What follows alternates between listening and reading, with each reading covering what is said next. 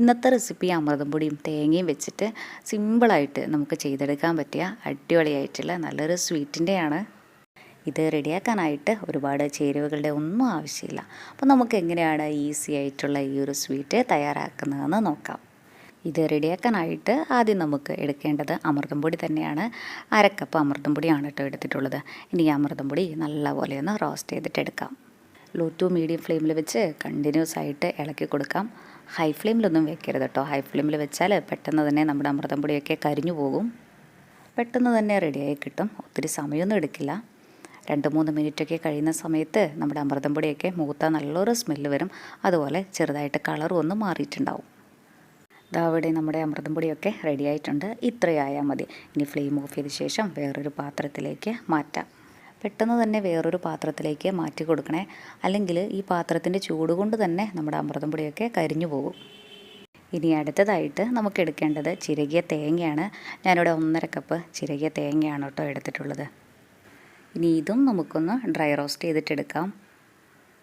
നമ്മൾ ഇതുപോലെ തേങ്ങയ്ക്ക് എടുക്കുന്ന സമയത്ത് ആ ഒരു ബ്രൗൺ സ്കിന്നല്ലേ, അതൊക്കെ മാറ്റിയിട്ട് എടുക്കാനായിട്ടൊന്ന് ശ്രദ്ധിക്കണേ. അപ്പോൾ നമ്മുടെ ഈ ഒരു സ്വീറ്റ്സൊക്കെ റെഡിയായി വരുന്ന സമയത്ത് വൈറ്റ് കളറിൽ തന്നെ ഇരിക്കുമല്ലോ. അപ്പോൾ കാണാനായിട്ട് ഒന്നും കൂടെ നല്ല ഭംഗിയുണ്ടാവും.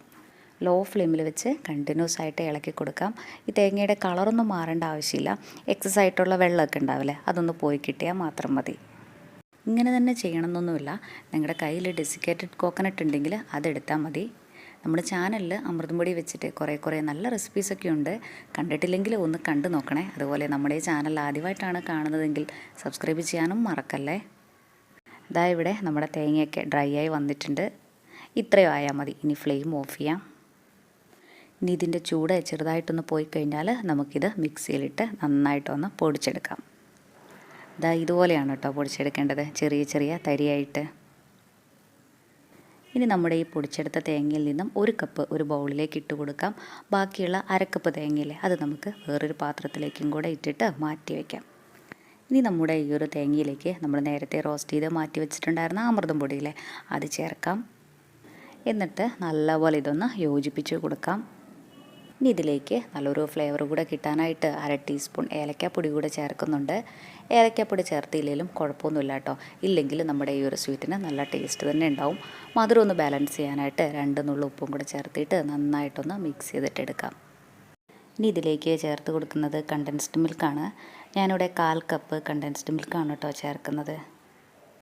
ആദ്യം ഒന്ന് സ്പൂൺ വെച്ചിട്ട് ഒന്ന് യോജിപ്പിച്ചെടുത്ത ശേഷം നമുക്ക് കൈ വെച്ചിട്ട് ഇത് നന്നായിട്ടൊന്ന് കുഴച്ചെടുക്കാം. നമ്മളിങ്ങനെ കുഴച്ചെടുക്കുന്ന സമയത്ത് കുറച്ച് കുഴഞ്ഞിട്ട് കയ്യിൽ ഒട്ടിപ്പിടിക്കണ പരുവത്തിലാണ് നമുക്കിത് കിട്ടുക. അപ്പോൾ നമ്മളിങ്ങനെ മിക്സ് ചെയ്തെടുക്കുമ്പം ആ ഒരു പരുവത്തിലല്ലെങ്കിൽ 1-2 ടീസ്പൂൺ കണ്ടൻസ്ഡ് മിൽക്കും കൂടെ ചേർത്തിട്ട് നന്നായിട്ട് മിക്സ് ചെയ്തെടുത്താൽ മതി. ഞാനിതിവിടെ നല്ലപോലെ മിക്സ് ചെയ്തെടുത്തിട്ടുണ്ട്. ഇനി ഇതിൽ നിന്നും ചെറിയ ബോൾസ് ആക്കി എടുക്കാം. നമ്മുടെ ഈ ഒരു സ്വീറ്റ് കഴിക്കണ സമയത്ത് ഒന്ന് കടിക്കാൻ കിട്ടാനായിട്ട് ഇതിൻ്റെ നടുവിലായിട്ട് നമുക്ക് ഇഷ്ടമുള്ള നട്ട്സൊക്കെ വെച്ച് കൊടുക്കാം. ഇല്ലെങ്കിലും ഒരു കുഴപ്പമില്ല കേട്ടോ. നമ്മുടെ ഈ ഒരു സ്വീറ്റിന് നല്ല ടേസ്റ്റ് തന്നെ ഉണ്ടാവും. ഇങ്ങനെ ഷേപ്പാക്കി എടുക്കുന്ന സമയത്ത് കയ്യിൽ ഒട്ടിപ്പിടിക്കുവാണെന്ന് തോന്നിക്കഴിഞ്ഞാൽ കയ്യിൽ കുറച്ച് ഓയിലൊന്ന് തൂത്ത് കൊടുത്താൽ മതി കേട്ടോ. അതിനുശേഷം നമ്മൾ നേരത്തെ മാറ്റി വെച്ചിട്ടുണ്ടായിരുന്ന ആ ഒരു ഡെസിക്കേറ്റഡ് കോക്കനട്ടിൽ ഇതൊന്ന് റോൾ ചെയ്തിട്ട് എടുക്കാം. ഇത്രേ ഉള്ളൂ നമ്മുടെ ഈ ഒരു സ്വീറ്റ്. ഇത് നമുക്ക് ഇങ്ങനെ തന്നെയും കഴിക്കാം, അല്ലെങ്കിൽ ഡബിൾ കോട്ടിങ് കൊടുത്തും നമുക്കിതെടുക്കാം. നമ്മളിങ്ങനെ തന്നെ എടുക്കുന്ന സമയത്ത് കണ്ടോ, ചെറിയൊരു തേങ്ങയുടെ കോട്ടിങ് മാത്രമല്ലേ ഉള്ളൂ. അതുകൊണ്ട് കണ്ടൻസ്ഡ് മിൽക്കിലും കൂടെ ഒന്ന് കോട്ട് ചെയ്ത ശേഷം ഈ തേങ്ങയിൽ ഒന്നും കൂടെ നമുക്കിത് റോൾ ചെയ്തിട്ട് എടുക്കാം. നമ്മൾ ഇങ്ങനെ ചെയ്യുവാണെങ്കിൽ ഈ ഒരു ഡെസിക്കേറ്റഡ് കോക്കനട്ടിൽ ഫുള്ളായിട്ടും ഇത് കവർ ചെയ്തിട്ട് എടുക്കാൻ പറ്റും. ഇത് നമുക്ക് ഇങ്ങനെ കിട്ടും. എല്ലാം തന്നെ നമുക്ക് ഇതേപോലെ ചെയ്തിട്ടെടുക്കാം. ഇത് ഇങ്ങനെ കഴിക്കുന്നതിലും ഒന്നും കൂടെ നല്ല ടേസ്റ്റ് ഉണ്ടാവുക ഫ്രിഡ്ജിൽ വെച്ച് തണുപ്പിച്ച് കഴിക്കുമ്പോഴാണ് കേട്ടോ. നമ്മൾ ആ ചേർത്തിട്ടുള്ള തേങ്ങയുടെയും കണ്ടൻസ്ഡ് മിൽക്കിൻ്റെയും ഒക്കെ ഫ്ലേവറാണ് കേട്ടോ ഇതിന് മുന്നിട്ട് നിൽക്കുക. തയ്യാറാക്കാനും നല്ല എളുപ്പമല്ലേ. ഇഷ്ടമായി കഴിഞ്ഞാൽ ഒരു പ്രാവശ്യം ഇതേപോലെ ഒന്ന് ട്രൈ ചെയ്ത് നോക്കൂ. എന്നിട്ട് അഭിപ്രായം പറയാൻ മറക്കല്ലേ. താങ്ക്